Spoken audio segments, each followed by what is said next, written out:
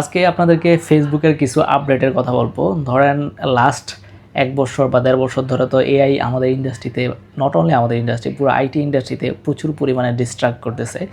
তো ফেসবুকেও এখন নতুন অনেক জিনিস আসছে যেগুলো আমরা আগে দেখতাম খুব ভালো কাজ করতো, বাট এখন ওই জিনিসগুলো কাজ করে না। ধরেন আমরা আগে ফেসবুকে দেখতাম যে আমরা সিঙ্গেল অডিয়েন্স দিয়ে আমরা টেস্ট করতাম, একটা ভালো করতো আমরা ওইটাকে স্কেল করতাম, বা একসাথে ধরেন একই ইন্ডাস্ট্রির অনেকগুলো আমরা ইন্টারেস্ট আমরা ধরাইতাম। বাট এখন ফেসবুক কী করতেছে যে ব্রড অডিয়েন্সকে ভালো রেজাল্ট দিতেছে।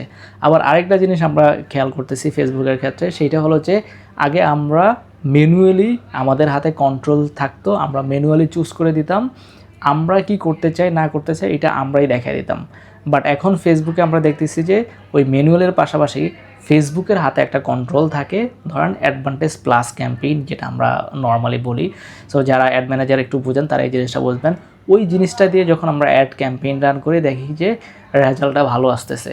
সো এরকম অনেক জিনিস এখন ফেসবুকে চেঞ্জ আসতেছে। আপনারা যারা ফেসবুক পেজ ভিত্তিক মার্কেটিং করতেছেন, সামনে হয়তো বা এমন আরও অনেক চেঞ্জ দেখবেন। এইটা ছাড়াও ফেসবুকের যে ফাউন্ডার, উনি কিন্তু অনেক বড় একটা এআই ইঞ্জিনিয়ারিং টিম মেক করছে। সো হোপফুলি সামনে আরও অনেক এআই রিলেটেড আমরা আপডেট পাবো ফেসবুকের ভিতরে।